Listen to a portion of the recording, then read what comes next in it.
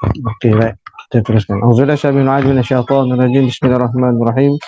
Alhamdulillahirabbil alamin. Wassalatu wassalamu ala asyrafil anbiya'i wal mursalin wa ala alihi wa sahbihi ajma'in. Subhanaka la ilma lana illa ma 'allamtana innaka antal alimul hakim. Rabbi shrah lana sudurana wa yassir lana umurana wa halul 'uqdatan min alsinatina yafqahu aqwalana.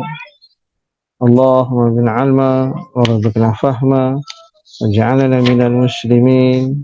La haula wala quwwata illa billahil aliyyil azim. Amma ba'd. Bahagia Rosi dan juga seluruh ahli EJK Surah dan ahli Korea Surah Al-Faizin. Alhamdulillah, bersama-sama kita merafak setinggi-tinggi syukur kita kehadrat Allah Subhanahu wa taala kerana dengan inayahnya, taufik dan hidayah Allah Subhanahu wa taala, Allah izinkan kita untuk kita bertemu dalam taman syurga Allah Subhanahu wa taala. Moga-moga Allah rahmati kita, Allah berkati kita, Allah kurniakan kita kesejahteraan, keampunan, kerahmatan dan kebahagiaan di dunia maupun di akhirat, insya-Allah. Jadi pada malam ini adalah malam pertama pengajian takmir, kelas pengajian takmir bagi surah Al-Faizin Taman Desa Wira ya. Yang mana surah yang ketiga diamanahkan oleh Pak Ip Jemaah Agama Islam daerah Kuala Langat untuk saya memenuhkan jadual pengajian di surau ini. Ya, ini sebanyak 3 kali sebulan, iaitu 3 kali di Al-Faizin, 3 kali di At-Taqwa Taman Jaya Utama dan 3 kali di surau Taman Jaya Sepakat. Moga-moga kita terus menerus dipilih oleh Allah Subhanahu wa taala untuk kekal berada di dalam taman syurga Allah Subhanahu wa taala, insya-Allah taala. Amin amin Allahumma. Dan hari ini kita nak, dalam kelas pengajian ini kita akan membicarakan kitab penawar bagi hati. Kitab penawar bagi hati. Ini kitab tasawuf yang ditulis dan dikarang oleh Syekh Abdul Qadir bin Abdul Muttalib Al-Mandili. Satu kitab yang sangat hebat, sangat bagus. Kerana apa? Dia membicarakan tentang penyakit-penyakit hati, menerangkan kepada kita bagaimana cara untuk menjaga 7 anggota yang zahir, bagaimana cara untuk menjaga 7 anggota batin, dan sifat-sifat anggota batin daripada itu sifat mahmudah dan juga sifat mazmumah.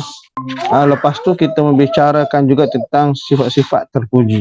Dan alhamdulillah, insya-Allah, moga-moga dalam tempoh pengajian ini kita dapat mampu menghabiskan kelas kita, insya-Allah taala.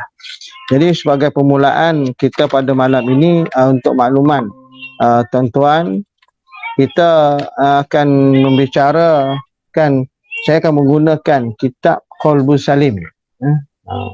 Dia adalah syarah kepada penawar bagi hati. Sama aja, cuma Qalbus Salim ni dia agak ringkas sedikit. Penawar bagi hati itu pun sama, isian dalam yang sama, huraian yang sama. Jadi sebagai mukadimah pada malam ini, mukadimah muallif, Bismillahirrahmanirrahim, dibaca dengan baris bawah muallif, yakni muallifun yang bermaksud penulis atau pengarang, bukan fathah baris atas ataupun disebut sebagai muallaf. Jadi muallaf jadi lain pula. Muallaf iaitu bermaksud orang yang dilembutkan hatinya menerima Islam atau orang yang baru masuk Islam. Tentang saya ambil kitab ni sebab apa? Dia memudahkan lagi untuk kita faham, tuan-tuan. Saya ambil buku ni, Qalbun Salim.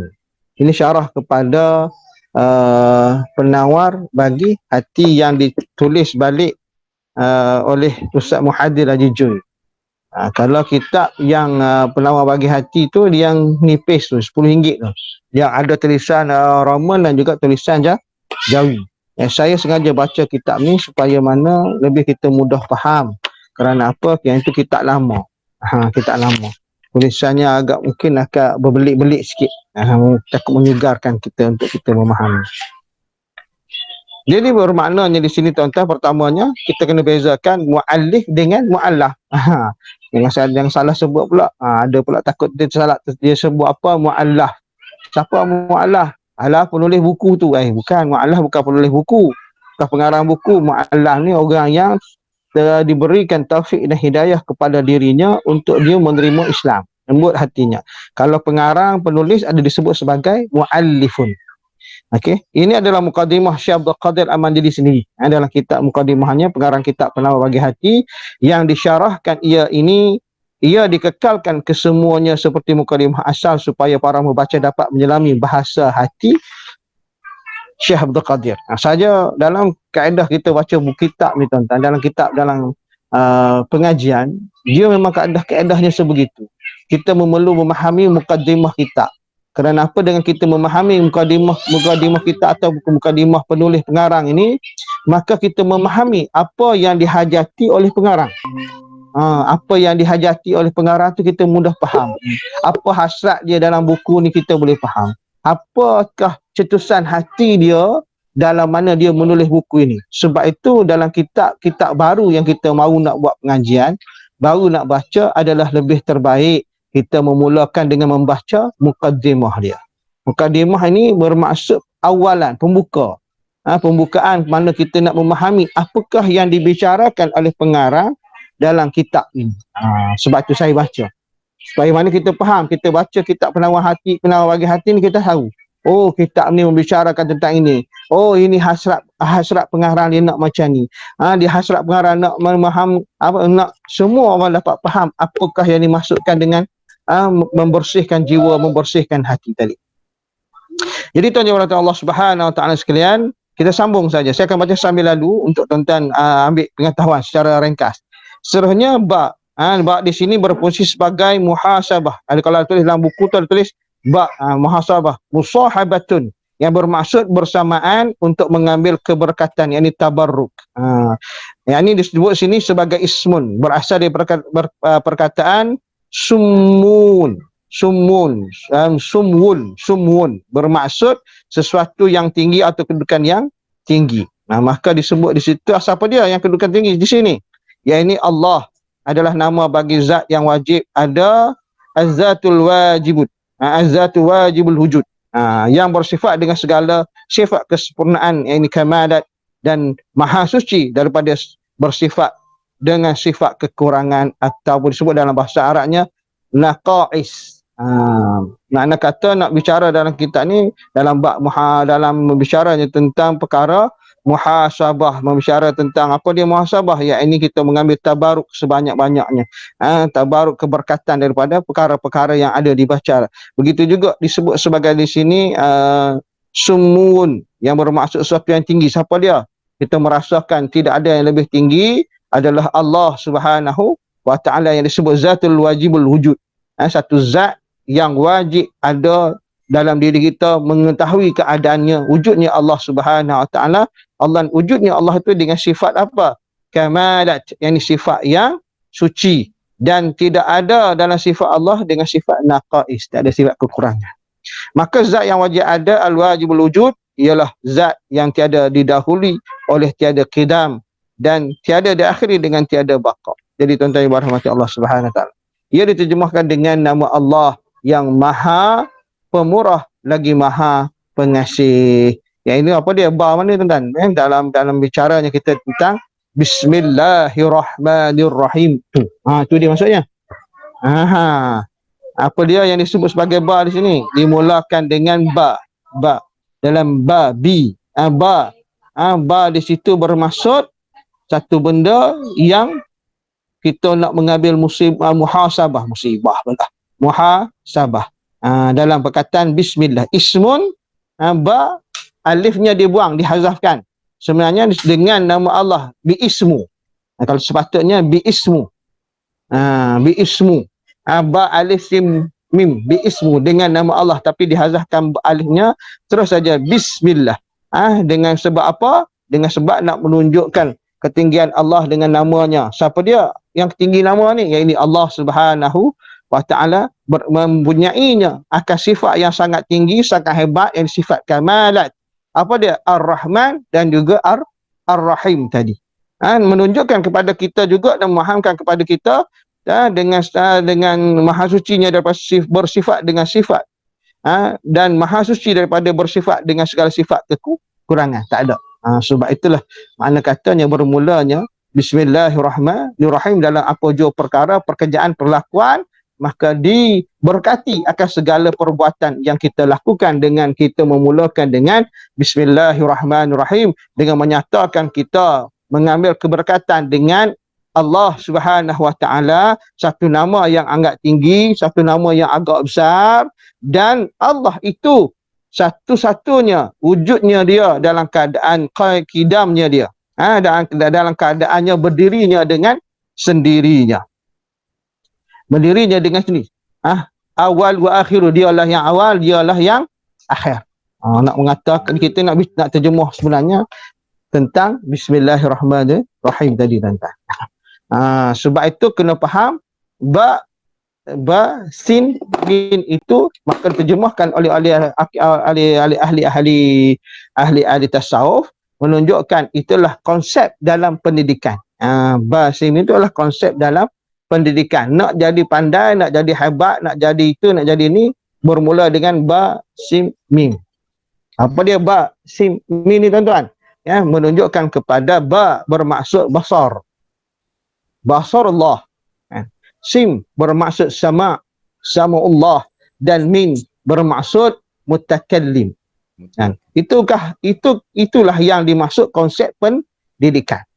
Yang doktor kita punya pesyarah kita, Tuan Haji Syariman. Itulah konsep dalam pendidikan. Betul tak Tuan Haji? Betul insya-Allah. Itulah konsep pendidikan kita sebenarnya. Kita melihat dengan asbab Allah, kita mendengar juga dengan asbab Allah, kita bercakap juga dengan asbab Allah. Maka menunjukkan dengan nama Allah itulah yang maha tinggi lagi maha besar. Yang dengan sifat kesempurnaannya, sifat kamalatnya dia, dengan sifat ar-Rahmannya dia, sifat ar-Rahimnya, lagi maha pengasih, lagi penyayang, lagi maha pengasih, lagi maha penyayang. Jadi tuan-tuan berahmati Allah Subhanahu wa ta'ala. Maka sebab itulah kita lihat segala perbuatan disunahkan kepada kita memulakan dengan Bismillahirrahmanirrahim, dengan tujuan apa? Mendapat keberkatan dengan nama Allah yang maha tinggi, maha besar, dengan sifat kamalatnya, iaitu sifat ar-Rahman dan sifat ar-Rahimnya dia. Masya Allah, tabarakallah, Allahu Akbar. Itulah dia Allah Subhanahu wa ta'ala. Dan arti ar-Rahman dan ar-Rahim pula. Ar-Rahman iaitu sifat Allah yang berarti yang maha pemurah. Dengan sifat inilah Allah Subhanahu wa ta'ala sangat pemurah kepada semua makhluk, sama ada Islam ataupun kafir, ahli yang taat atau ahli yang maksiat. Ini baru mukadimah, tuan-tuan, belum masuk lagi. Dia mukadimah biar kita faham apakah yang nak disebut oleh Syekh Abdul Qadir Al-Muntali, Syekh Abdul Qadir bin Abdul Muttalib Al-Mandani. Ni kita baru terang bab bismillah saja. Saya tak panjang, cuma saya ambil bacaan-bacaan yang ringkas saja. Maka nak katanya Ar-Rahmannya Allah ini dia sangat pemurah kepada siapa? Pada semua makhluk, sama ada Islam atau kafir. Benar tak tuan-tuan? Orang kafir ada kaya ada miskin, orang Islam ada kaya ada miskin, sama aja. Dan begitu juga dengan ahli yang taat, nak tunjuknya pemurahnya Allah itu. Bukannya maksudnya nak tunjuknya Allah itu maha pemurah. Ahli yang taat pun diberi rezeki. Ahli maksiat pun diberi rezeki. Dengan tujuan apa? Mau kena kembali kepada Allah Subhanahu wa ta'ala. Kamu kena ingat dengan rezeki yang kamu ada ini, siapa yang bagi? Siapa yang memberikan kamu kebahagiaan, kenikmatan, kesejahteraan, kehidupan dan sebagainya. Mana nak menunjukkan kita fardu ilallah, kena pulang kepada Allah, kena gerak balik kepada Allah. Sebab apa? Nak menunjukkan itulah sifat rahmannya Allah Subhanahu wa ta'ala. Yang keduanya, Allah Subhanahu dengan sifat rahman ini juga Allah Subhanahu Wa Taala mengurniakan jala'in an-ni'am, jala'ilun ni'am. Apa yang maksudnya? Nikmat-nikmat yang besar dan asas atau pokoknya seperti keimanan, kesihatan, rezeki, pendengaran, penglihatan dan lain-lainnya. Yang kita duduk baca dalam duduk antara dua sujud tu. Tu sifat rahmat Allah. Kita baca duduk antara Rabi video di daya pula. Kan kita duduk antara dua sujud, kita baca doa tu. Apa dia tuan-tuan ingat? Aku tengok macam tiba-tiba jadi terlupa pula. Kan? Rabi tuan-tuan bacaan dia? Tuan-tuan apa dia? Allahumma salli alaihi. Boleh terlupa. Dia bacaan dia ada 8 nikmat, 8 yang kita minta. 8 yang kita minta kepada Allah Subhanahu Wa Taala. Ketika mana kita duduk antara dua sujud tu. Itulah yang sebenarnya sifat Rahman Allah Subhanahu Wa Taala. Itulah permintaan kita kepada Allah. Apa dia Tuan Haji? Lupa pula aku. Solat. Duduk antara dua sujud, duduk antara dua sujud tu.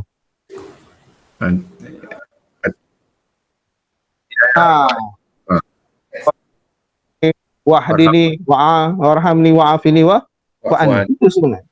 Itu yang sebenarnya kita tak perasan. Itulah kita minta dengan Allah, dan itulah yang Allah kurniakan kepada kita sebagai sifat Rahman Allah Subhanahu Wa Taala. Dalam tu kita minta sihat afiah, kita minta nikmat, kita minta keberkatan, kita minta kehidupan yang bahagia, kita minta dalam dia di antara dua, duduk kita di antara dua sujud tadi. Inilah sifat Ar-Rahman Allah Subhanahu Wa Taala. Saya ringkaskan je. Syekh Ahmad Asy-Syawi berkata, Ar-Rahmanu al-mun'imu bi jami'in ni'am kama wa kaifan wa dunyawiyatun wa ukhrawiyatun zahiriyatun wa batinatun wa batiniyatun. Apa kata Syekh Ahmad Syawi? Ar-Rahman adalah zat yang mengurniakan nikmat-nikmat yang besar, yakni nikmat besar, nikmat yang asas. Sama ada dari segi jumlah banyak atau sedikit. Dan cara yang berkaitan dengan dunia dan akhirat, sama ada yang nampak atau yang tidak nampak. Itu dia Ar-Rahman Allah. Satu zat Allah yang mengurniakan nikmat yang besar, yang asas disebut tadilah. Nikmat iman dan Islam. Nikmat sihah, nikmat rezeki, nikmat sama, ini pendengaran, nikmat penglihatan, nikmat apa lagi, percakapan dan sebagainya. Segala nikmat-nikmat asas tu. Tu nikmat asas yang Allah beri. Ini Ar-Rahman, nikmat asas disebutkan Ar-Rahman. Allah memberikan satu nikmat yang besar, yang asas, menjadikan kita hamba yang syukur kepada Allah, menjadikan hamba kita yang tunduk dan patuh kepada Allah Subhanahu Wa Taala. Maka itulah dia Ar-Rahman tadi. Secara ringkas, secara ringkas tu dia Ar-Rahman. Kita kena faham, itulah dia sifat Ar-Rahman. Yang Allah berikan kurniaan yang asas pada kita. Dan Allah tak kira mu jahil ke mu tak jahil, mu jahat ke mu tak jahat, mu baik ke mu jahat, tak kira, Allah baik.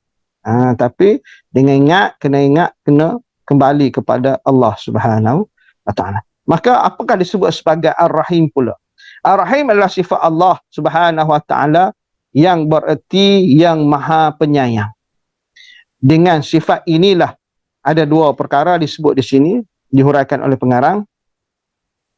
Iaitu yang pertama, Allah Subhanahu Wa Taala sangat menyayangi dan mengasihani orang yang beriman.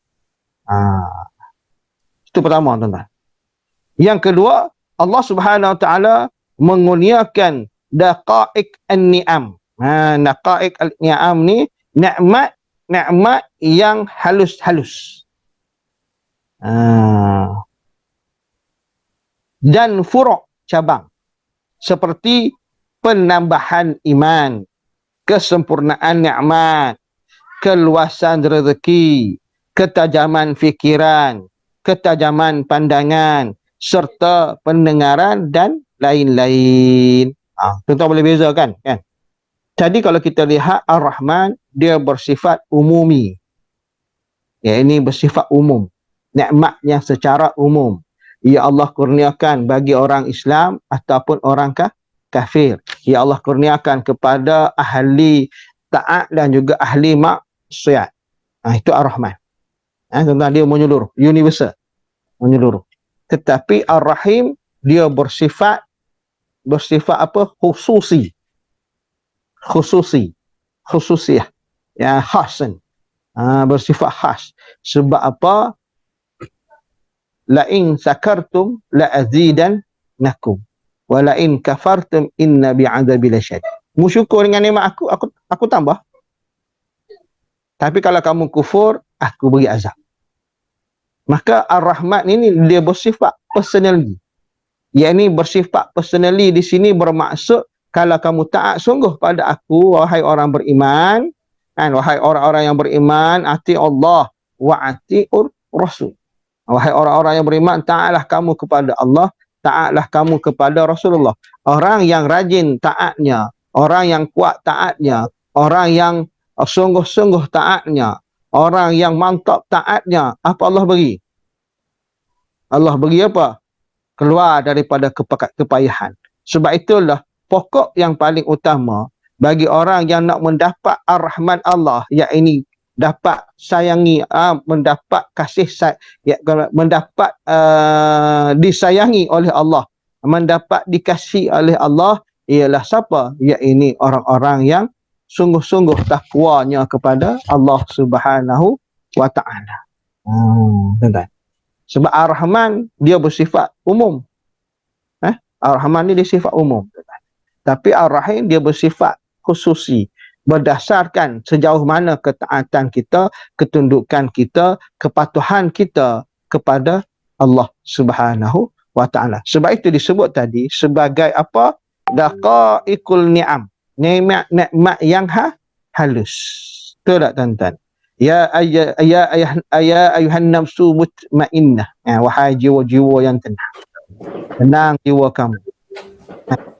Tenang jiwa kamu. Allah kata apa? Mari masuk surga. Begitu juga kepada orang yang bertakwa kepada Allah, takutnya dia kepada Allah. Allah beri kepada dia orang takwa bagaimana?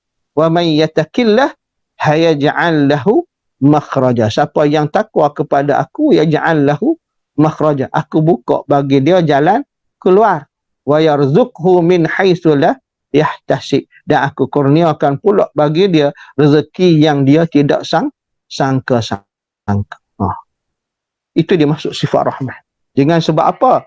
Ini sebab orang yang beriman tadi sungguh-sungguh dia beriman kepada Allah Subhanahu wa taala. Maka dia bersyukur dengan kepandaian yang Allah bagi kepada dia. Dengan kepandaian Allah bagi, dia syukur dengan kepandaian. Alhamdulillah ya Allah, syukur kau beri aku nikmat pemikiran yang hebat, nikmat pemikiran yang bagus, nikmat pemikiran yang mantap. Lalu Allah bagi nikmat yang disebut Ar-Rahim tadi, yakni nikmat yang halus-halus. Apa dia? Ketajaman, kehebatannya dalam berfikir dia. Itu dia Rahman ni tuan-tuan. Ar-Rahim, maaf. Itu dia Ar-Rahim. Tuan-tuan, itu beza Ar-Rahman dan Ar-Rahim. Ar-Rahim lebih kepada bersifat khususi diri. Dengan sebab apa? Dengan sebab tunduk, patuh, taat kita. Merasa diri kita hina. Melakukan dengan apa yang Allah suruh, merasakan diri hina, merasa diri hamba kepada Allah Subhanahu wa taala, maka Allah beri tambahan. Tambahannya apa? Tambahan keimanan. Tambahannya apa? Kesempurnaan nikmat. Tambahannya apa? Keluasan rezekinya, masya-Allah. Sebab Allah katalah kepada orang yang takut pada dia tadi, saya sebutlah tadi. Wa may yattaqillah hayaj'al lahu makhraja wa yarzuqhu min haitsu la yahtasib. Tuan-tuan. Ini dia kelebihan Ar-Rahman. Inilah sifat Rahman Allah. Dan Allah beri bukan kala itu saja, ketajaman fikirannya. Sebab apa? Dia syukur dengan nikmat akal yang Allah beri. Bukan itu saja, Allah beri pula ketajaman pandangan dalam sesuatu hal. Dan sertanya pendengarannya yang hebat, percakapannya yang hebat, cakapnya semua benda baik je. Dan keluar daripada mulutnya benda baik je. Melihat benda yang baik je. Mendengar benda yang baik je. Kakinya diguna kepada jalan kebaikan. Tangannya diguna kepada jalan kebaikan.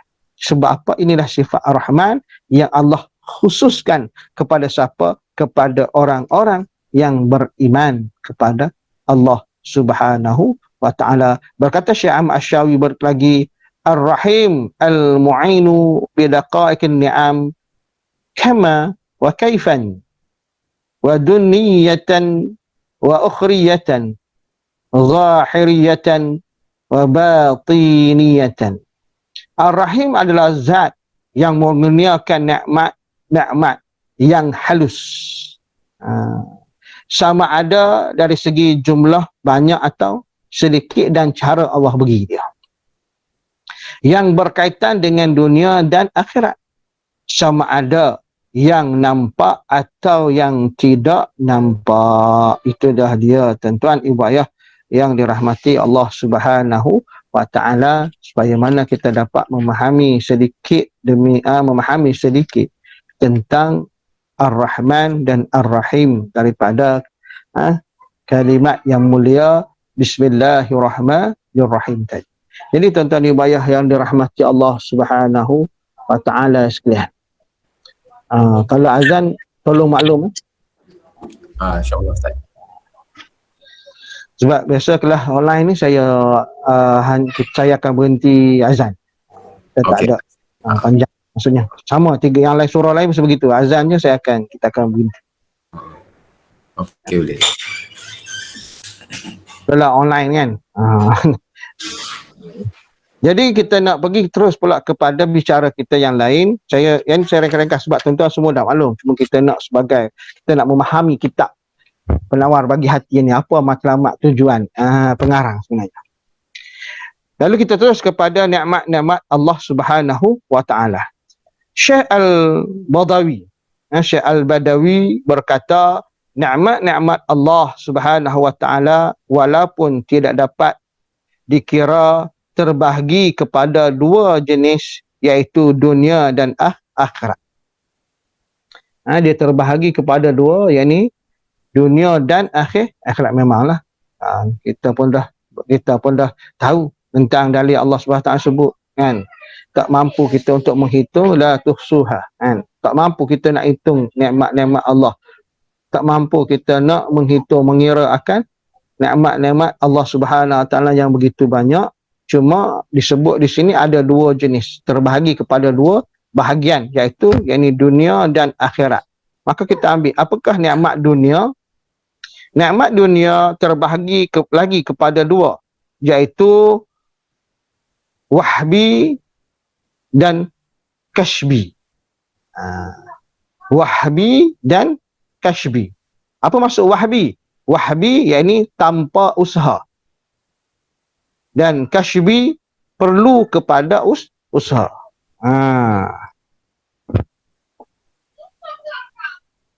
Dia dua tu. Wahbi dan kashbi. Wahbi tanpa usaha dan kashbi perlu kepada usaha. Jadi kita ambil wahbi dulu. Kita ambil wahbi dulu, tanpa usaha. Macam mana nikmat yang kita boleh dapat, nikmat dunia yang kita boleh dapat tanpa usaha. Nikmat wahbi pula terbahagi kepada dua.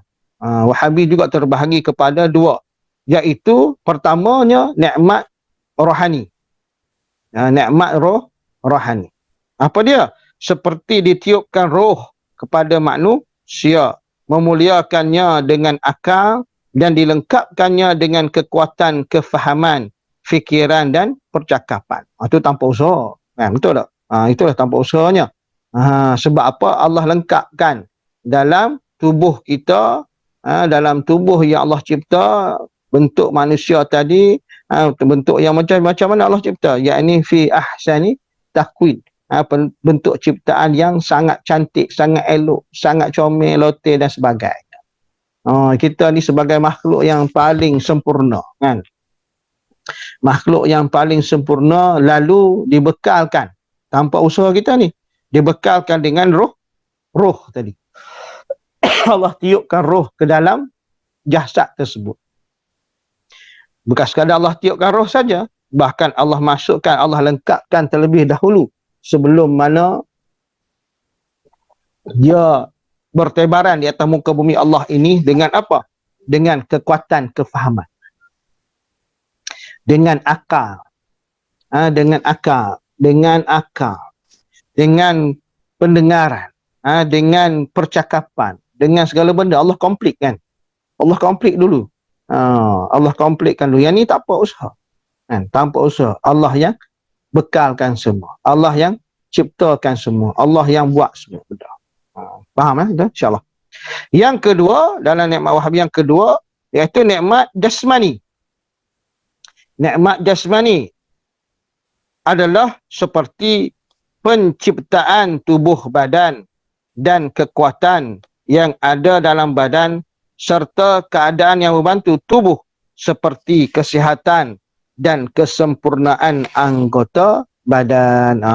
Itu dia dua nikmat tanpa usaha. Apa dia? Nikmat rohani dan jasmani. Kalau rohani saja, tak ada jasad, macam mana nak buat? Tuan-tuan. Kan? Tak boleh nak buat apa. Kena ada komplit semua. Baru boleh. Kena ada kena ada semua. Betul tak tuan-tuan? Kalau ada jasad je, tak boleh gerak juga kita. Mesti ada roh. Sebab itulah saya pernah sebut rasa kat surau dulu rasanya. Apa? Allahumma salli ala Sayyidina Muhammad. Allah, saya lupa. Allah. Dah lama tak sebut tentang tu, jadi lupa. Allahumma salli. Yang saya ada sebut tentang lima anggota diri, tentang diri. Tentang diri. Diri itu ada, diri ini ada yang mendirikannya. Alhamdulillah ingat pun. Diri ini ada yang mendirikannya. Jika tidak adalah yang mendiri diri ini, maka tidak berdiri diri ini. Yang mendirikan diri ini ada 5 pendiri. Yang mendirikan diri ada 5 pendiri. Apa dia? Yang pertamanya akal.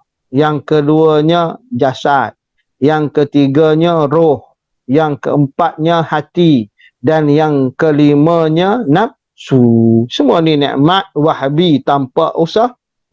Allah yang beri belaka. Dalam 5 ni ada nikmat rohani, ada nikmat jasmani tadi. Akal, jasad, roh, hati dan nafsu. Ada 5 ni baru berdiri. Ini yang disebut sebagai nikmat Wahabi tanpa usaha. Maka jadi kita macam ni. Dalam ni ada roh, dalam ni ada akal, dalam ni ada hati, dalam ni ada nafsu. Inilah jasad. Maka barulah kita boleh bergerak, berjalan, buat kerja dan sebagainya. Jika adalah salah satunya tiada, boleh tak buat benda-benda? Tak boleh. Mari akal sakit, boleh buat apa? Tak boleh buat apa, jadi gila belaka. Mari jasad sakit, tak sihat, tak boleh nak buat apa? Semayang, tak boleh kerja, tak boleh. Duduk terlantar. Kalau mari roh tak ada, apa nak buat? Tanamlah tuan-tuan. Nak tunggu apa lagi? Tuan-tuan. Kalau roh tak ada, mari pula tak ada hati. Jadi kejam kita. Dengan sesuatu perkara. Mari kuat, mari pula tak ada nafsu pun tak boleh juga. Dia tak kena ada diri. Nafsu ni keinginan kita, kehendak. Itulah kelima-lima yang boleh disebut sebagai nikmat Wahabi yang dibuat tanpa usaha tuan-tuan. Bolehlah tu. InsyaAllah. Yang kedua, kita nak sebut pula tentang nikmat yang diusahakan. Yang ni nikmat kasbi. Nikmat kasbi pula termasuklah ia dengan 2 perkara. Apa dia? Menyucikan jiwa daripada sifat-sifat tercela, yakni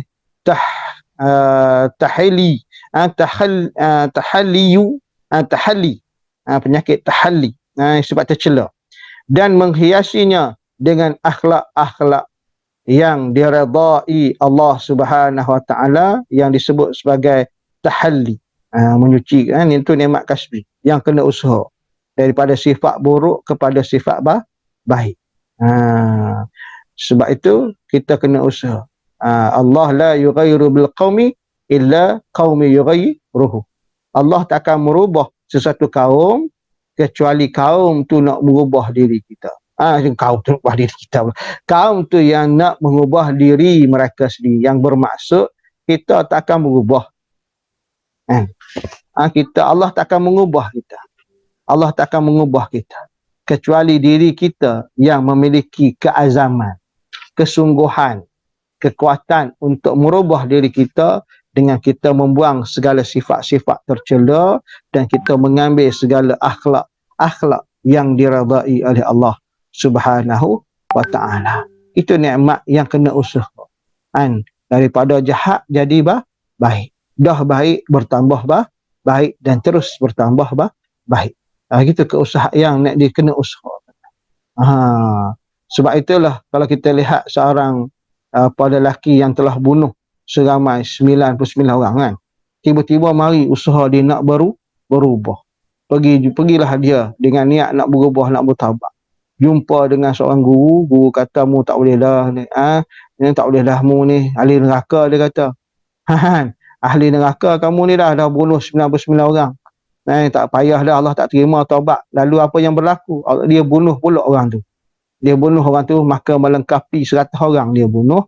Akhirnya bertemu dengan seorang, mengatakan ada tempat yang boleh kamu tuju, kamu jumpa dengan dia, untuk kamu rujuk kepada dia, bagaimana cara untuk kamu bertaubat. Maka dia berjalanlah, menyusuri jalan, sehingga mana ditakdirkan oleh Allah Subhanahu wa ta'ala, mati, meninggal dia dalam perjalanan. Maka turunlah malaikat Malik dan Ridwan, menghitung, menyatakan Malik kata ni masuk neraka dia ni ahli neraka. Ridwan kata tak, dia ni nak bergerak untuk taubat.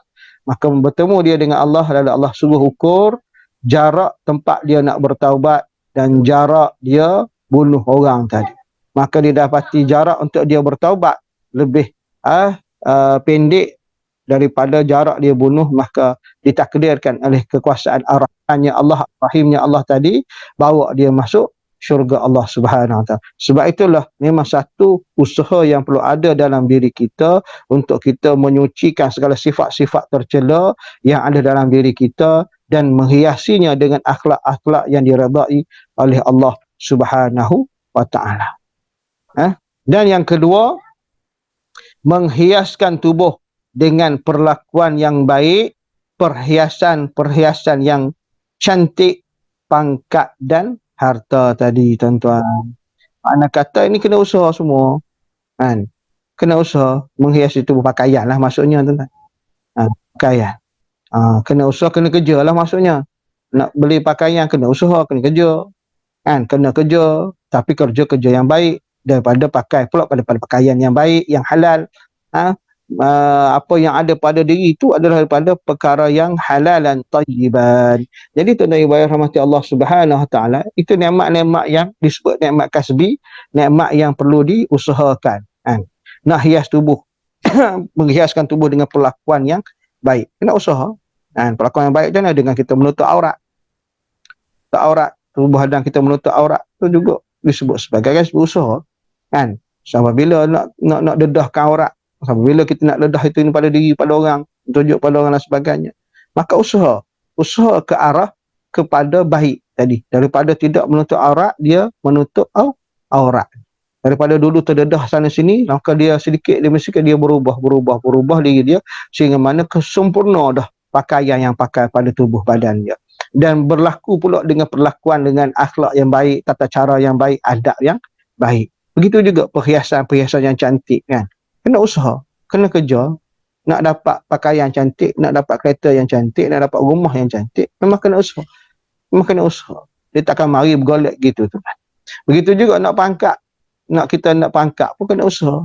Usaha dengan cara yang baik, bukan cara ampusana wa ampusini. Mengampus sana, mengampus itu tak baik. Dengan cara yang baiklah. Sebab kena usaha untuk baiki diri. Begitulah dengan harta, pastikan usahakan harta itu daripada harta-harta yang baik. Jangan setitik pun masuk benda haram dalam tubuh badan kita, Allah tak terima amalan kita.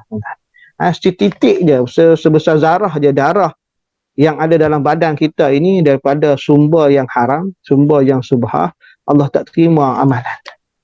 Allah tak terima amalan kita. Sebab itu kena jaga molek, Sebab itulah nikmat kasbi ini usaha ke arah menjadi hamba yang taat, yang patuh, yang tunduk, yang beriman kepada Allah Subhanahu wa taala. Hazan ya? Dah masuk isyak? Belum lagi Ustaz. 8.83. Ni 8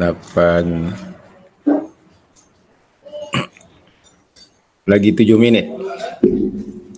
8.42. Baik. 8.42 Ustaz. Okey, baik. Okey, masih. Jadi nak katanya tadi, nak kena fahamnya tadi, kita faham ada dua nikmat, iaitu nikmat wahabi dan nikmat kasbi. Nikmat wahabi tadi, ini nikmat yang tanpa usaha yang Allah sediakan untuk kita. Allah sediakan untuk kita, ada belaka dah, lengkap belaka dah. Nikmat yang kedua, nikmat kasbi. Ini nikmat yang perlu usaha. Sebab apa? Allah tak ubah diri kita. Allah takkan baiki diri kita kecuali diri kita yang baiki diri. Allah yang baik, kita yang ubah diri kita ke arah jadi baik, ke arah jadi hamba yang taat, yang tunduk, yang patuh pada Allah Subhanahu Wa Taala. Maka begitu juga dengan usaha-usaha lain, ini usaha daripada hasil perhiasan kita, nak yang cantik, nak yang nak berpangkat, nak harta yang bagus. Tapi dengan syarat, buatlah dengan cara yang mengikut syariat, mengikut yang ditetapkan oleh Allah Subhanahu wa Ta'ala tadi. Ini tuan-tuan yang berahmati Allah Subhanahu wa Ta'ala sekalian, faham insya-Allah secara ringkas. Kita ambil sedikit lagi, kita ambil yang satu lagi nikmat, iaitu nikmat akhirat. Nikmat dunia tadi kita fahamlah tuan-tuan. Atas dunia ni kena usaha belaka tu. Walaupun kita memahami kepada beriman pada qada dan qadar, kena usaha. Ada orang dia tak nak usaha. Tak apa, jodoh tak jodoh kan Allah dah tetap lah. Memanglah Allah dah tetap. Tapi kalau tak usaha, tak jadi juga jodoh tu. Kena cari. Kan? Kena cari. Tak cari, tak jumpa. Dia kena mencari. Nak duit, kena cari. Kena usaha. Nak segala benda lah atas dunia ni. Segala benda atas dunia ni kena usaha. Sebut sebagai ikhtiar. Jangan pakak duk tawakal belaka. Susah. Buat apa ni? Tak kerja. Saya serah pada Allah belaka lah. Serah pada Allah macam mana? Serah pada Allah macam mana? Nah, tak boleh tu. Jangan jadi jabariyah, qadariyah dan sebagainya lah. Semua nak serah pada Allah. Aku serah belaka dah pada Allah lah. Tak apa. Biarlah aku miskin je ni. Biarlah aku miskin je ni. Tak apa. Allah takdirkan aku miskin kata. Tak katakan takdir tanda. Itu qada. Takdir ni kita berlaku satu perkara baru disebut takdir. Kan? Qada adalah ketentuan daripada sejak azali. Ya Allah tentu dah rezeki, jodoh, bagus, sebagainya. Tapi takdir itu dia boleh berubah mengikut kepada usaha yang kita buat, ikhtiar yang kita buat. Takkanlah pula nanti dah sakit, biarkan sakit. Langsung tak nak ikhtiar untuk baik. Maka menjadi kita pula qadariyah, jabariyah. Ya ini keluar pula, rosak pula dari segi sudut akidah dan sebagainya. Itu bahaya. Yang kedua, yang seterusnya saya ambil sedikit aja tentang nikmat akhirat. Nikmat akhirat iaitu termasuklah diampunkan dosa atas kelalaian yang pernah dilakukan oleh hamba, mendapat keredaan Allah Subhanahu wa Ta'ala dan diletakkan di tempat yang tinggi di dalam syurga bersama dengan para malaikat yang dekat kepada Allah Subhanahu wa Ta'ala selama-lamanya. Itulah dia nikmat akhirat, tuan-tuan. Ya, ini kita mendapat keampunan daripada Allah Subhanahu wa Ta'ala. Sebab itulah tuan-tuan yang bayar rahmati Allah Subhanahu wa Ta'ala, ujian Allah adalah sebenarnya untuk apa? Untuk Allah nak membersihkan dosa-dosa kita. Untuk Allah menghapuskan dosa-dosa kita dengan tujuannya apa? Dengan tujuan untuk kita bertemu dengan Allah Subhanahu wa Ta'ala tadi dalam keadaan dihapuskan segala dosa, diampunkan segala dosa. Sebab itulah dalam mana usaha tadi, perlakuan usaha yang kita buat tadi, ada ujian-ujian yang Allah kenakan kepada kita sekarang ini, seumpama seperti ini, kita diuji oleh Allah Subhanahu wa taala dengan pandemik virus lah pula, virus corona sana, COVID-19 ni, coronavirus ni. Allah uji ni tuan. Jangan duduk saja. Jangan duduk saja. Ikhtiarnya apa? Salah satu ikhtiarnya, usahanya, ikutlah SOP. Itu dia maksudnya. Kena ikut SOP tu. Itu ikhtiar lah tuan. Kita nak buat ubat, kita bukan ahli perubatan. Dan kita bukan ahli perubatan. Maka dalam hal ubat-ubat ini, hal-hal yang berkaitan dengan sakit berjangkit ni, kita kena serah kepada ahli. Siapa dia? Ahli perubatan. Ya Allah kurnia kepada dia akal fikiran, Allah kurnia kepada dia mahirnya dia, arifnya dia dengan perubatan. Usaha kita macam mana? Usaha kita ikut nasihat, ikut SOP yang telah ditetapkan oleh ahli. Baru kita mendapat mengikut sunnah Nabi SAW. Maknanya kata kita ikut SOP itu juga sunnah. Sebab apa? Kita bukan ahli perubatan, kita ikutlah ahli perubatan punya pandangan, ahli perubatan punya keputusan dan sebagainya. Jadi tuan-tuan Allah Subhanahu wa taala sekalian, sebab itulah ujian-ujian yang Allah berikan kepada kita adalah untuk kita dapat nikmat akhirat, iaitu nikmat yang diampunkan dosa atas sebab apa? Kelalaian kita. Kita ni lalai. Sebab itulah bila lalai ni Allah banyak sebut dalam Quran. Allah banyak sebut dalam Al-Quran.